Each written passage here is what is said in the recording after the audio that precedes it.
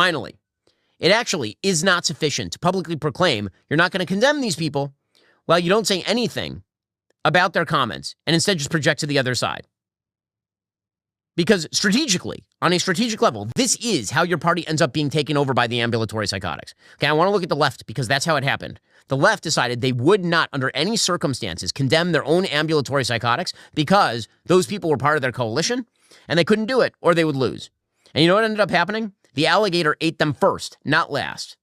They ended up being taken over by the crazy wing. Because if you lose your systemic immunity to crazy, crazy tends to be really, really, really infectious.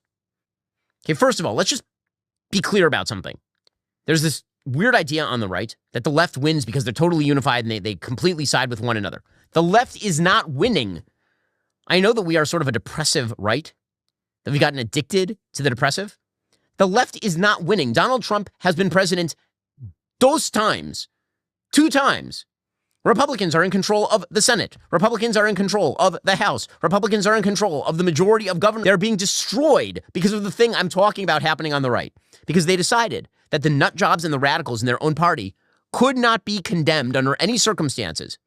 They decided to feature Ilhan Omar on the cover of magazines and unite around the crazy college protesters and the BLM rioters and the transgender radicals. And guess what? They got their asses kicked because of it. Yes, they didn't expel people from their party, but moderates walked away. The non-crazy walked away.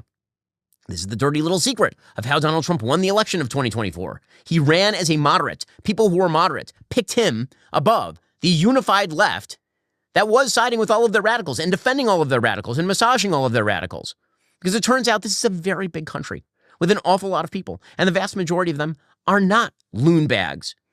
And the vast majority of them don't like the lunacy. And beyond that, we need to be real about the agenda of many of the people who are continuing to rely on the kindness of the quote-unquote traditional Republicans who quote-unquote don't want to attack right. Marjorie Taylor Greene is dividing the Republican Party, not the people criticizing Marjorie Taylor Greene. She is attacking the president day in and day out. Who's dividing the party? The people who mention it or Marjorie Taylor Greene? Marjorie Taylor Greene spent the last 24 hours ripping into